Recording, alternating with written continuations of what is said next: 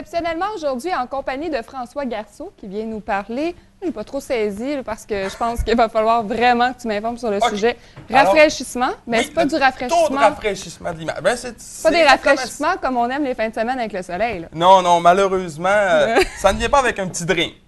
Lorsqu'on parle de taux de rafraîchissement, là, on parle vraiment au niveau lorsqu'on achète son téléviseur. Parce qu'on sait, lorsqu'on achète son téléviseur, on est bombardé d'informations que les vendeurs nous donnent, qui sont marquées un peu partout dans les statistiques de la télévision. C'est complexe. C'est complexe. Il faut réussir à démêler ça. Là, 2 semaines, on avait parlé justement de la résolution des téléviseurs, c'est-à-dire 1080 et ainsi de suite. Maintenant, il y a un autre élément qu'il faut qu'on entre en ligne de compte, c'est le taux de rafraîchissement de l'image. Mais qu'est-ce que ça veut dire? OK. Alors, un taux de rafraîchissement de l'image, c'est le nombre de fois où l'image va être rafraîchie sur le téléviseur. C'est-à-dire qu'un exemple, une télévision qui a un taux de rafraîchissement de 60 Hz, en 1 seconde, l'image va changer 60 fois.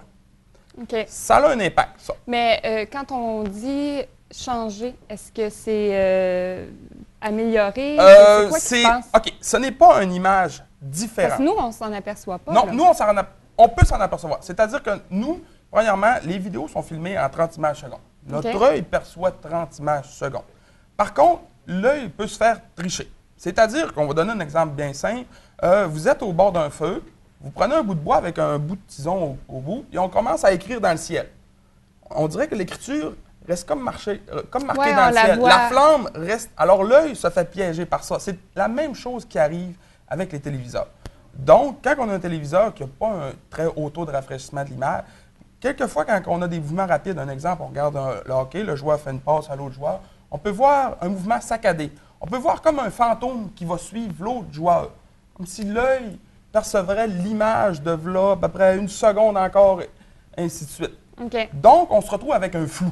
Si on va mettre ça grossièrement, l'image, elle est plus floue. Mais il faut faire attention. Donc, avec un meilleur taux de rafraîchissement, j'ai une image qui se trouve à être plus claire. Exactement. Bon. Moins flou, mais il faut faire attention. C'est-à-dire que... Il y a toujours un mais oui, avec toi, oui, il y a François. toujours un mais. C'est parce que, présentement, les téléviseurs sont plus puissants que ce que les sources fournissent. C'est-à-dire que toute une vidéo que vous allez faire jouer, jeu, ainsi de suite, est en 30 images secondes. Les télévisions de base, maintenant, sont en 60 images par seconde. Maintenant, on est rendu avec un standard qui est 120 images secondes et on peut aller jusqu'à 240 images secondes. Okay. Là, on s'en va vraiment très loin. Ce que ça a comme impact, c'est qu'à 60 images secondes, si vous écoutez une émission comme la nôtre présentement, on ne verra pas de différence. Pourquoi? Parce que là, on n'est pas en train de faire des mouvements rapides, on n'est pas en train de courir, ainsi de suite. C'est assez statique. Exactement. Par contre, lorsqu'on écoute des émissions qui ont du défilement, c'est-à-dire une joute de hockey ou bien une émission d'action, ou qu'on regarde un canal d'information, qu'on regarde la petite barre déroulante en bas, alors cette information-là peut être floue. C'est-à-dire qu'elle va être saccadée. Comparativement à si on augmente notre résolution, là, l'image ne sera pas saccadée. Est-ce que ça se peut que si, par exemple, si j'ai un ancien téléviseur, oui, si je le branche actuellement, je vais voir cette espèce de décalage-là? Ça dépend. Les anciens téléviseurs étant grossièrement avec moins de résolution, l'œil le voit pas. Ça va être moins apparent. Exactement. Étant donné que les pixels sont plus gros, on se fait tricher encore là. Okay. Je vous donne un exemple, c'est que pour avoir du 1080p, il faut avoir une télévision de 120 Hz de résolution, qui change 120 fois l'image par seconde. Okay. Parce que le P a besoin d'un... Ça va de soi. Exactement. Là, ce qui arrive, c'est que souvent, les clients, ils s'achètent des TV à 120 Hz de résolution et nous demandent comment profiter du maximum de ce 120-là. Mais ce qu'il faut comprendre, c'est que ce n'est pas la source, c'est-à-dire ce n'est pas le terminal ou le DVD qu'on joue ou le jeu qu'on joue qui va décider est-ce que ça va être 120 Hz ou 60 Hz, c'est nous ou notre télévision. Parce que tout, au départ, passe à 30 images secondes. Et après ça, lorsqu'on arrive au téléviseur, le téléviseur fait exprès de lui mettre ça à 60 images secondes. C'est-à-dire que chaque image, il va la dédoubler 2 fois. Okay. Si on tombe à 120 Hz secondes, là, il va la dédoubler 4 fois. Si on s'en va à 240, il va la dédoubler 8 fois. 120 Hz, c'est passable. C'est-à-dire qu'on écoute la télévision, on a une bonne qualité, ça vaut la peine. Il faut faire attention à ne pas aller au 240 Hz. OK, parce qu'il y en a. Oui, le 240 Hz, il y a des gens qui vont dire le taux de rafraîchissement est meilleur, donc c'est meilleur. Ce n'est pas vrai. Ça détruit la texture.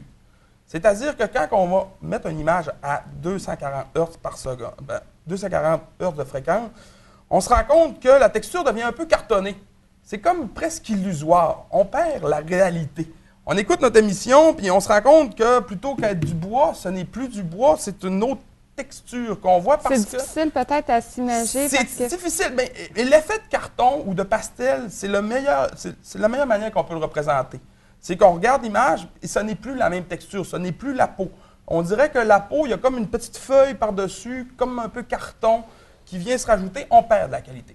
Ce qu'il faut comprendre, c'est que le 240 Hz, ce n'est utile que vraiment lorsqu'on va écouter un film de guerre, vraiment beaucoup d'action.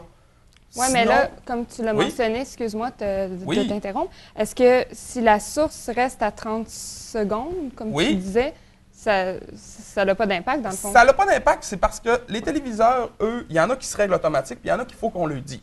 C'est-à-dire que les téléviseurs qui se règlent automatiques vont reconnaître le changement d'image brusque et ils vont faire exprès de s'ajuster pour avoir un réglage optimal. Dans ce temps-là, c'est le meilleur impact qu'on a. C'est-à-dire que la télévision va tomber en 60 Hz lorsqu'on écoute une émission comme présentement des informations, va tomber à 120 Hz lorsqu'on tombe avec un peu plus d'action et peut aller jusqu'à 240 si elle le peut, lorsqu'on va aller vraiment avec beaucoup d'images rapides.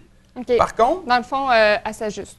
Exactement. Par contre, il y en a des utilisateurs qui ont la possibilité d'ajuster cette valeur. C'est-à-dire qu'ils peuvent aller dans leur menu de télévision et demander 120 Hz, 60 Hz, ou 240, dépendamment encore. Puis on peut aller encore plus loin que ça, mais ça ne veut plus rien dire à ce moment-là. Okay. On va trop vite pour ce que notre œil perçoit. Donc, d'avoir le choix, la sélection, c'est l'idéal, dans le fond. Oui, c'est l'idéal, mais moi, je vous dirais, laissez-le à 120 Hz. À la limite, la télévision s'ajustera si c'est trop fort. C'est vraiment l'idéal comme ça. Mais ça a aussi un côté pervers. C'est-à-dire que 120 Hz, 240 Hz, la télévision, comment je pourrais dire, ça va tirer plus d'énergie. Donc, si votre téléviseur, vous avez certaines difficultés parce qu'elle consomme beaucoup d'électricité, plus vous allez augmenter la performance du téléviseur, plus ça va consommer d'électricité. Comme d'ailleurs, il y a des téléviseurs où on peut mettre un réglage de l'économie d'énergie.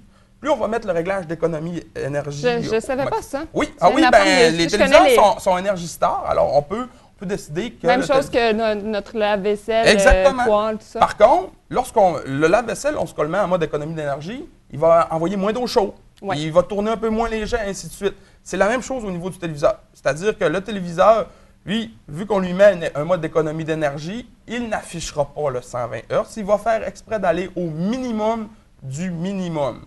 Alors, dans ce cas-là, il faut bien connaître son téléviseur pour être sûr d'avoir le bon réglage. C'est-à-dire, est-ce qu'on veut économiser de l'énergie ou on veut aller au niveau de la performance ou on veut un peu des deux? Un peu des deux. Moi, je dirais oui. Un peu des deux. On reste à 120 Hz. Ça ne vaut pas la peine d'aller vers le 240 Hz si on ne fait qu'écouter la télévision normale.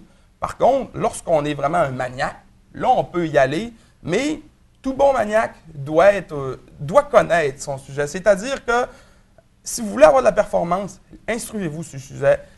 Allez voir les paramètres de votre téléviseur. Ne branchez pas votre téléviseur et espérez que ça marche tout de suite. Il faut avoir un petit ajustement, il faut connaître son téléviseur et il faut connaître sa source aussi. Mais je pense que tu l'as mentionné, François, les gens justement qui sont connaisseurs ou qui sont vraiment là, adeptes, ils sont souvent informés ou ils vont aller chercher l'information. Oui. Fait que ça, c'est déjà moins peu. Puis pour nous, tu sais, comme qui sont plus, général, je me dis qu'on écoute la télévision, mais on y va pas avec le détail tant que ça, en tout cas.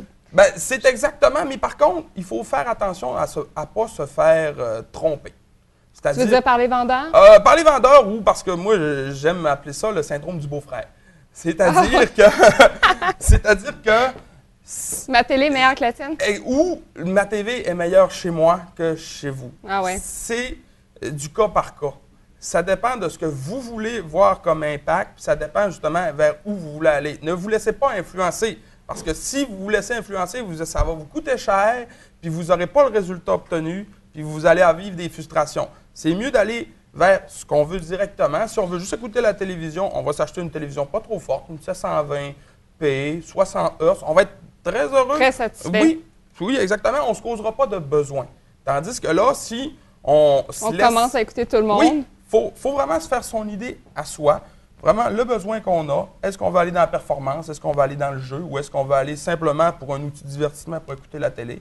Là, après ça, on peut faire un choix un peu plus ciblé. Alors là, on a vu, il y a 2 semaines, la résolution. On voit aussi maintenant le taux de rafraîchissement. Par la suite, là, on va aller voir les autres paramètres de la télévision. Jeudi, ça?